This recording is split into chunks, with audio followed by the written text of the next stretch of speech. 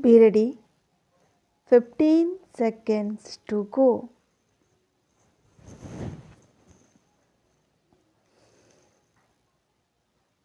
Start. First of all, I am beholden to your foundation for having given me this opportunity to be with you here this day. Your annual lectures have already become extremely popular and useful. I find that a long line of eminent personalities have been speaking to you on the Foundation's annual day. They have presented their points of view to you. They have brought to bear their experiences on the issue of population and development. Going through some of their speeches, I found that there is very little that has been unsaid or remains to be said on this particular subject. Hence, I find myself rather in a very difficult position to propound anything new or worthwhile. It is my handicap also that I do not belong to the profession of those who have been working very hard on this particular issue. And therefore, what I would speak to you today will not be anything new, but I will try to minimize the torture of listening to me by trying to be as brief as possible, because I think that it is the only way to earn your goodwill. Well, friends, for some of you who are present here, you know that I belong to a particular school of thought in this country, which firmly believes that we have a great future ahead, and I am bullish, I would say, on India. But certainly there is one subject on which I feel crowd down, and I do not feel strong enough to defend our records, and that is the question of population. I think some of us have been guilty of not giving the same prominence to this subject which it deserved.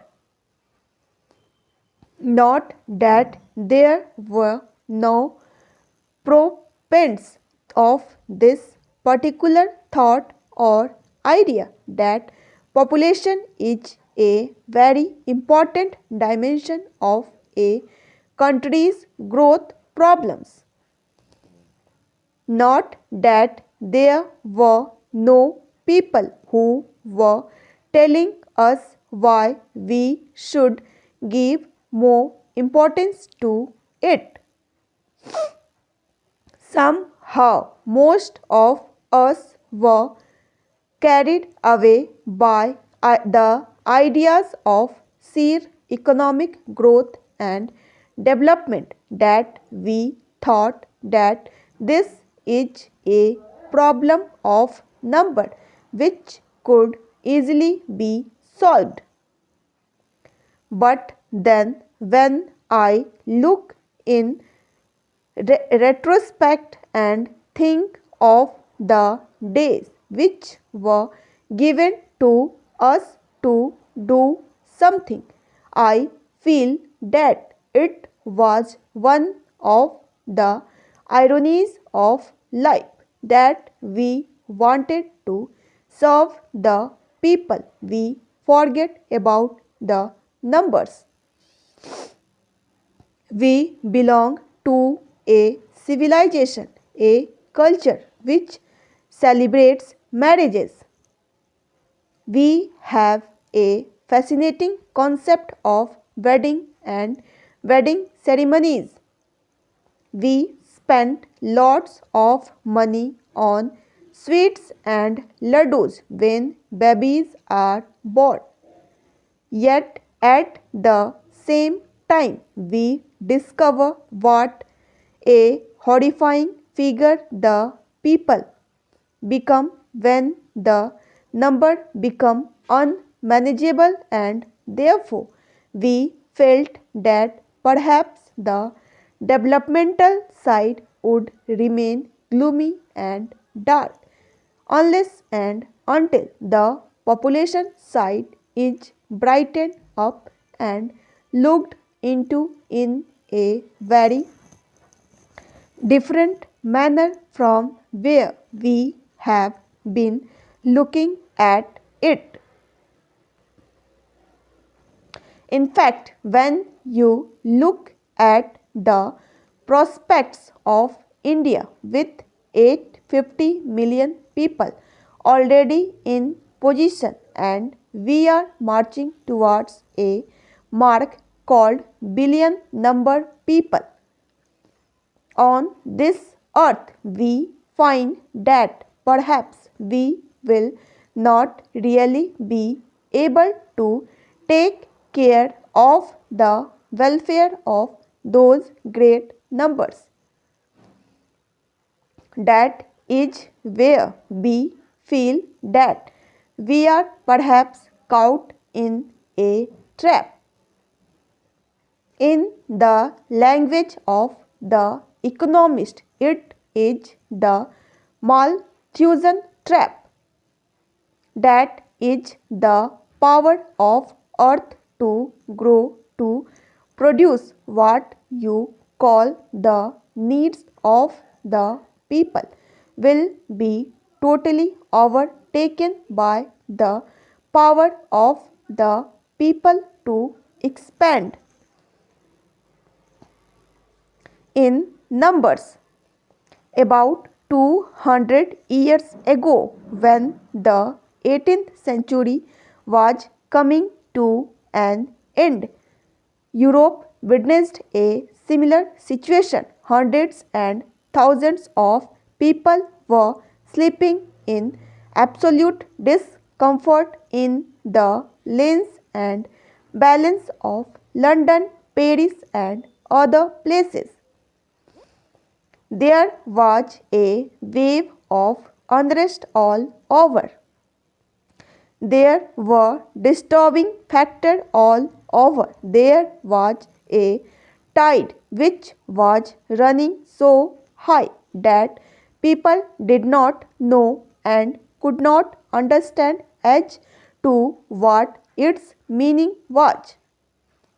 But one thing was clear, that throughout Europe there was uneasiness, there were convulsions, there were revolts to which they could not attribute one single cause to explain it.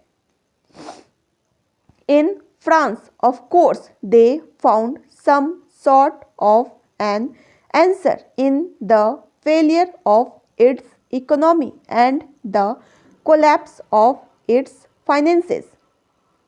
But in the rest of Europe, they were becoming victims of swelling numbers of people in that they would not understand as to what was motivating these people and call and to question their status quo, to shake the roots, as one would say, the institutions of Europe.